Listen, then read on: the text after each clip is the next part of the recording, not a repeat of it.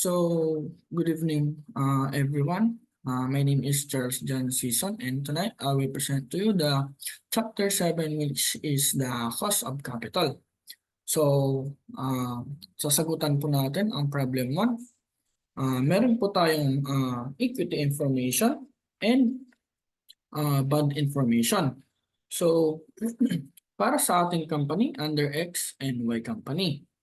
So, under equity, we have share price, which is the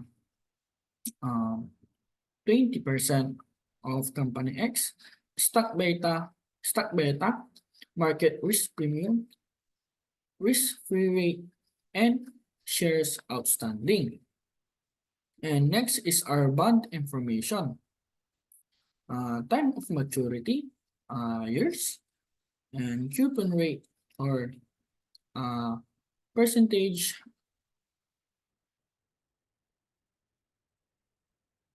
annual percentage rate or semi-annual. Next is the yield to maturity. Also is annual percentage rate and semi-annual. Next is the net debt, net debt, which is millions of dollars. And lastly, the tax rate.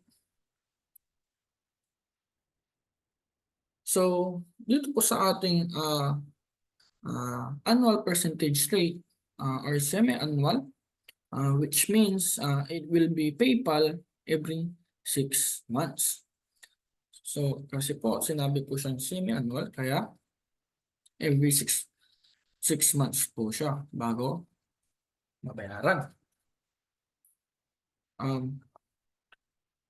So, dito po sa ating company Y, ang hanapin po natin ay ang mga market capital, cost of equity, bond price, so percentage.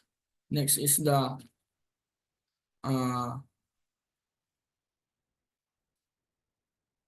number 4 is the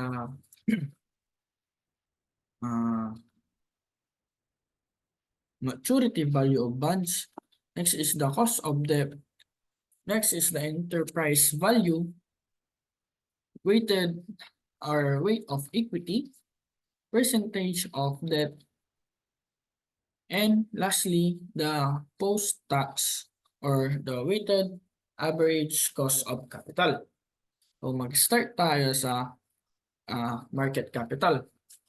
So for us to or estimate our market capital, so for the formula, meron po tayong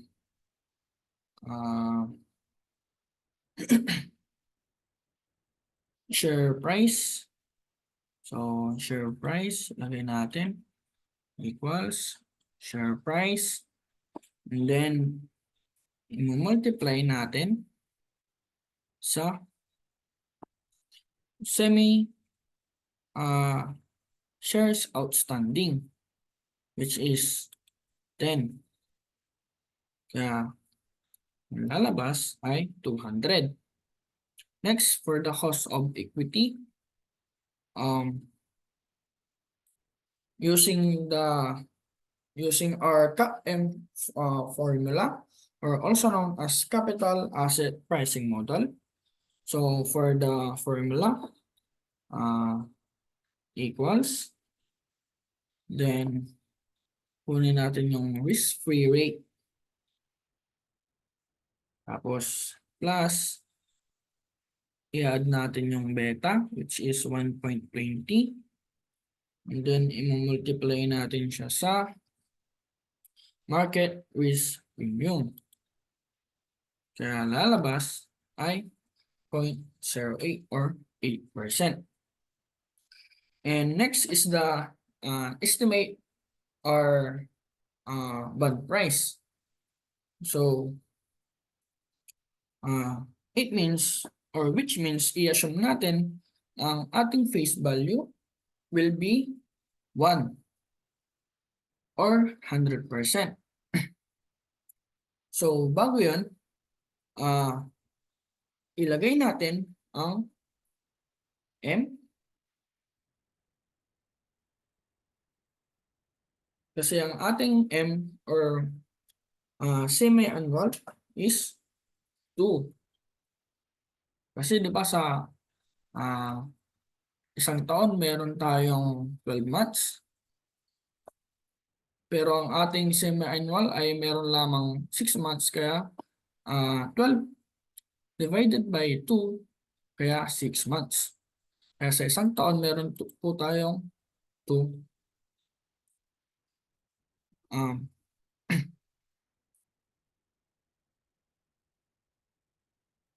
Tapos para makuha natin ang ah, time to maturity, ang ilalagay natin is 5 equals time to maturity. Tapos i-multiply natin siya sa 2. Kaya ang lalabas ay 10. Next is the coupon rate equals. Tapos kukunin natin tong 6%. Then i-divide naman natin siya sa 2. Kaya lalabas ay 3%. Next is the yield to maturity, which is the annual percentage rate. So equals, kukunin natin tong 4%. And then i-divide naman natin siya sa 2. Sa 2. Kaya lalabas ay 2%. So going back sa ating bond price, lagyan natin siya ng kulay guys para mas magandang tingnan at mas madaling malaman.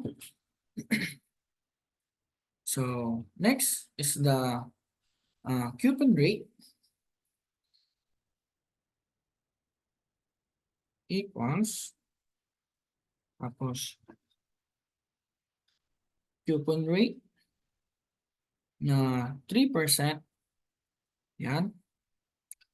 Tapos i-divide natin siya sa yield to maturity, which is 2%.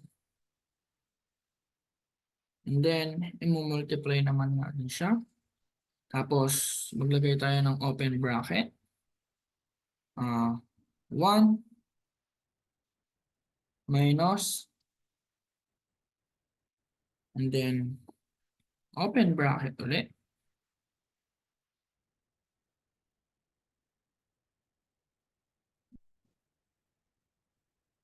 1, tapos i-add natin yung 2%, which is the yield maturity or yield to maturity na 2%. Then close bracket. Close bracket natin siya. Tapos raise to the power of negative 10, which is yung time to maturity. Yan. Tapos isusunod natin yung i-close bracket muna natin siya. Tapos i-add natin plus open bracket again. 1 plus 2%, which is the yield to maturity, 2%, and then close bracket. Tapos to the power of negative 10%. Yan. So ito po ang formula ng ating bond price. So kapag tinotal natin yan, ang lalabas ay 1.089 and 826.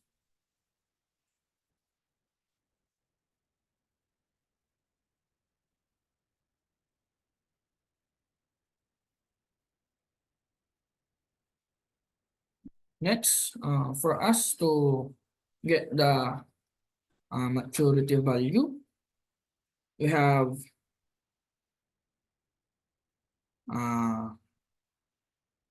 or market value, we have bond price equals bond price, and then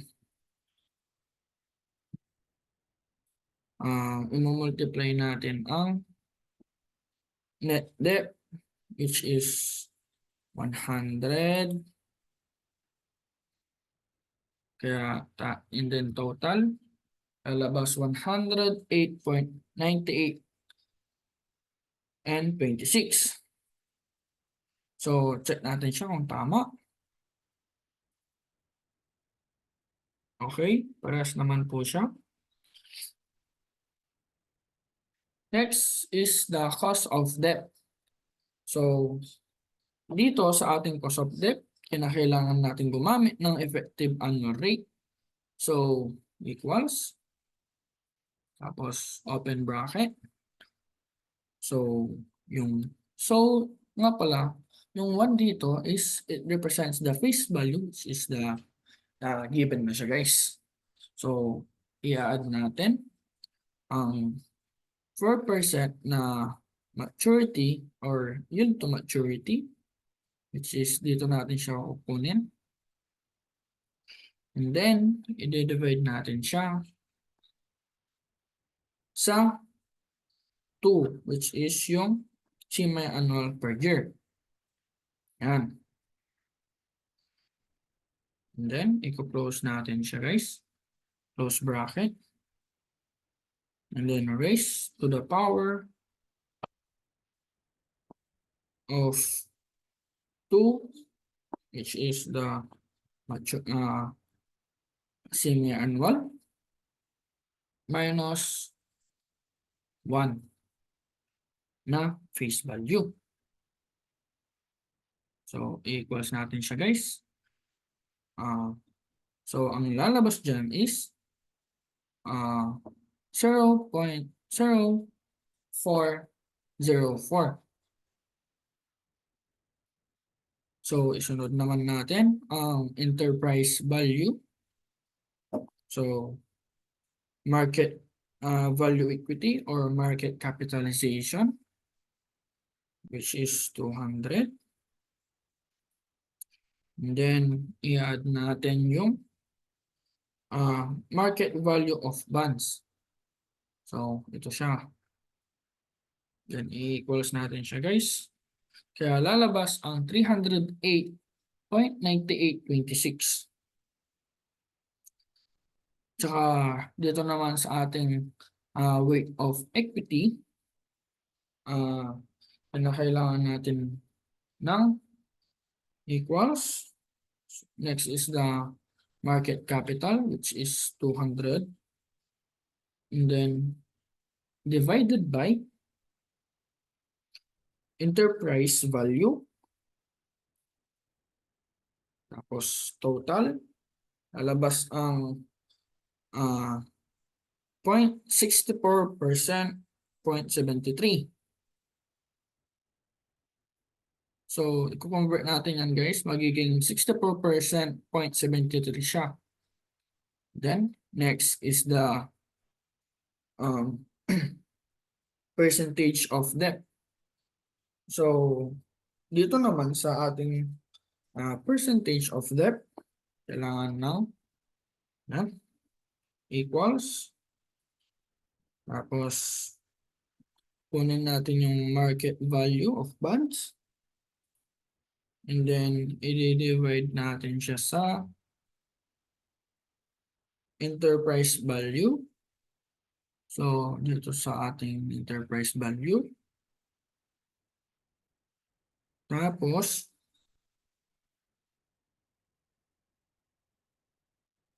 equals natin siya. Kaya ang lalabas ay 0.35.27 or 0.352714 or 35%.27. So, nga pala guys, dito sa ating weight of equity or share of equity, tsaka sa ating percentage of debt, kailangan kapag pinag-add mo yun na dalawa, so equals, kailangan pag pinag-add mo yun na dalawa, lalabas ay 100%. Kasi kapag hindi lumabas ang 100%, ibig sabihin, may mali po sa ating ginagawa. Okay po? So, next is the post-tax WACC or post-tax weighted average cost of capital. So, para makuha itong ating post-tax WACC, kailangan natin ng equals percentage of debt. And then, i-multiply natin siya sa cost of debt. So, ito siya. Next, i-multiply naman natin siya sa then open bracket. So, tapos 1 minus 1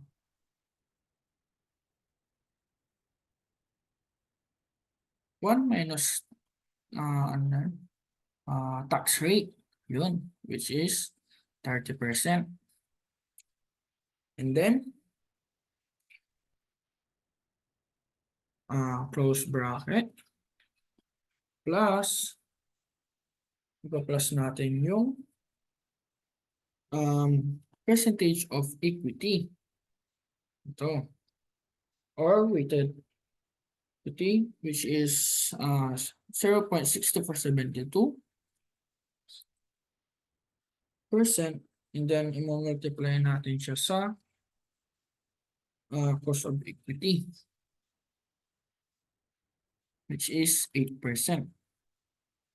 So, kapag tinotol natin yan, lalabas ay 0.061758 or 6%, 0.18%.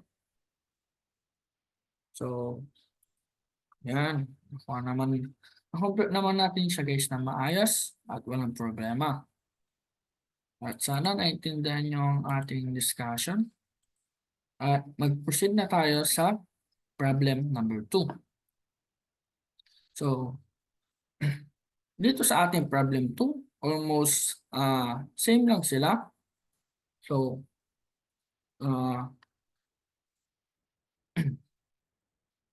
for the company X and company Y, for the equity, share price, stock beta, market risk premium, risk-free rate, shares outstanding. For the bonds, time to maturity years, coupon rate, yield to maturity, net debt, and tax rate. So, same problem siya guys. Kaso, ang pinagkaiba is iba yung kanilang amount. So, susubukan natin kung makukuha ba natin ng tama, maayos ang ating problem number 2. So, ang una natin hanapin ay ang market capital. So, dito sa ating market capitalization, kailangan natin ng share price, 40, and then, kukunin natin yung, i-multiply natin siya sa share outstanding. Lalabas ay 800%. Next is the estimated or estimate of cost of equity. So, para makuha natin ang cost of equity, kailangan natin gumamit ng CAPM formula, which again is the capital asset pricing model. So for the formula, we have risk-free rate, which is 4% plus beta na 2.40.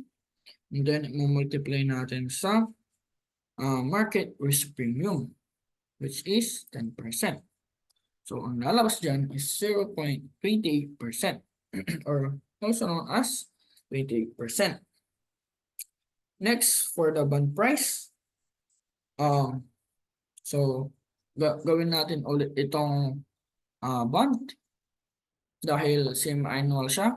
Kukunin natin ulit, maglalagay ulit tayo ng M at 2. Tapos, for the time to maturity, we have 10. Tapos, multiply natin siya sa 4%, kaya lalabas ang 20. For the coupon rate naman po, dahil annual percentage rate po siya, semi-annual, kaya ang magiging result nito is equals 12%. And then, i-divide siya sa 2. Kaya lalabas ay 6%. Next is the yield to maturity, 8%. And then, i-divide ulit siya sa 2 or sa semi-annual, kaya lalabas ang 4%.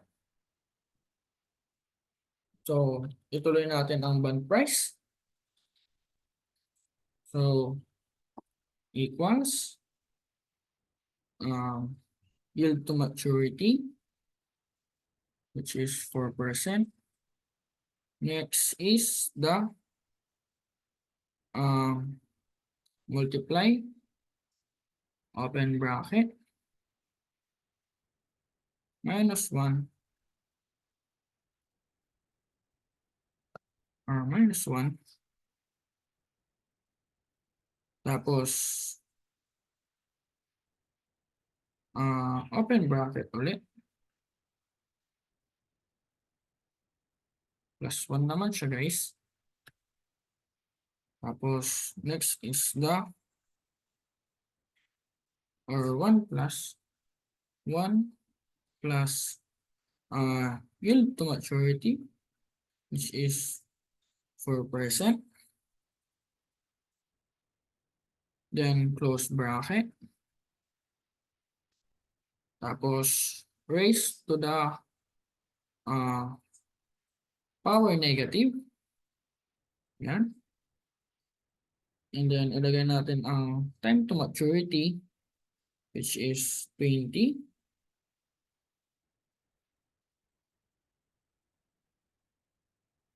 Then, close bracket natin siya, guys.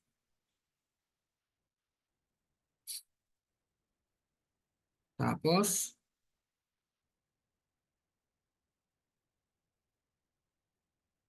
plus, and then open bracket ulit. 1 plus yield to maturity. And then close bracket. Tapos to the power of negative time to maturity. So, ang lalabas dyan, so, kung nakikita niyo, meron daw tayong maling nagawa. Wait lang, double check ko lang, guys.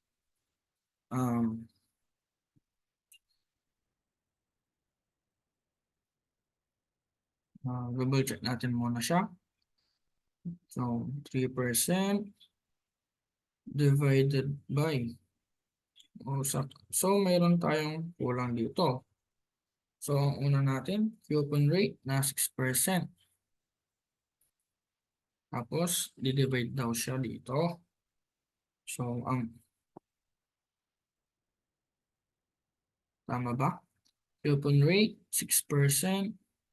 Tapos, next is the 4% na yield to maturity divided by, tapos multiply, open bracket. So, try natin siya guys kung tama.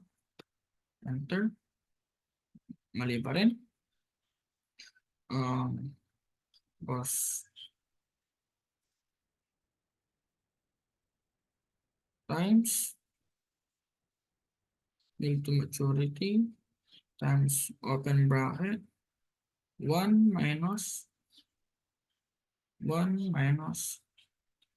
tapos open bracket 1 open bracket 1 plus yield to maturity which is 18, tama, and then close bracket raised to the negative power, tapos time to maturity which is 16, 20, tama, then close bracket plus bracket 1 plus yield to maturity and then close bracket, tapos to the power of negative time. So yan, ano natin siya guys, kung tama. Yun, tama kasi nakuha din natin siya guys. Next is the market value. So ang total ng ating bond price ay 1.271806.527 for the book value. And next for the market value. So the formula, bond price, and then multiply sa ating net debt, which is 100%. So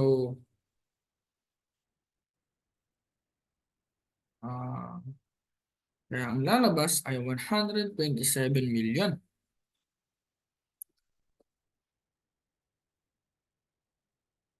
And then, next naman ay ang ating cost of debt. So, dito sa ating cost of debt, kinakailangan ulit gumamit ng effective annual rate. So, total, open bracket, 1 plus yield to maturity,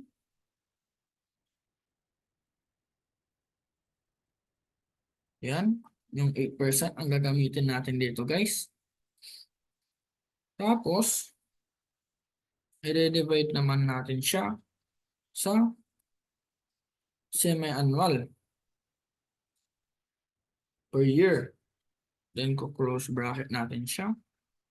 Then, raise to the power of semi-annual, which is 2. And, ma-minus natin siya sa 1. So, kaya lalabas ang 0.8%.16. Next is the enterprise value. So, market value of equity,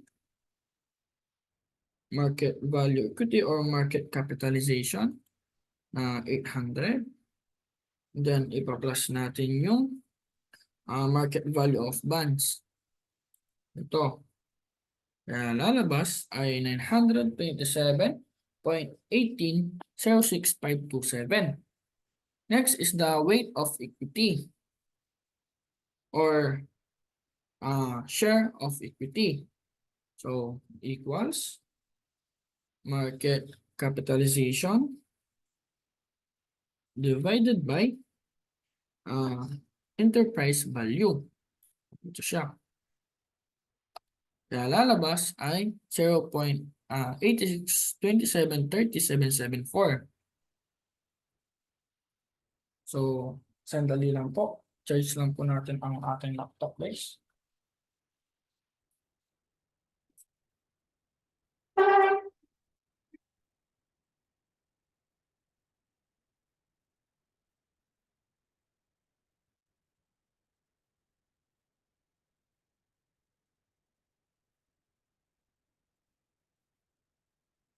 Yeah.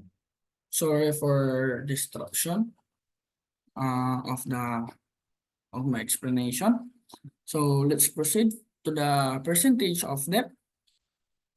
So dito sa ating percentage of debt equals market value of bonds, and then i-divide natin siya sa enterprise value na 927.18%. Kaya lalabas ay yan, 13.71, 16, 19, 92, and 26. So parang gano'n ulit sa kanina. Kailangan natin pag-addin ang share of equity or weight of equity, and then i-add natin ang percentage of debt. So equals weight of equity plus percentage of debt para maging 100% or 1%. So tulad ng nasabi ko kanina, kapag hindi siya 100% or 1, ibig sabihin meron tayong maling nagawa or maling na compute. And for the lastly, for the post-tax WACC or weighted average cost of capital, we have percentage of debt. Ito, 0.1371. And then, i-multiply natin siya sa cost of debt, which is 0.8%.16. Next is multiply, open bracket, 1 minus tax rate. So, ang ating tax rate is 60%. And then, close bracket. Saka maglalagay tayo ng plus. Tapos, percentage of equity. Ito. And then, i-multiply natin ang cost of equity. Multiply cost of equity, 28%. So, malalabas dyan ay 0.24606982 or also known as 24%.60%. So, ito, lagyan natin siya ng color para mas makita natin na tama ang ating kinungkit. Yan. So, this all my explanation about the Chapter 7 Cost of Capital, the Problem 1 and Problem 2. Sana po may naintindihan kayo. Thank you.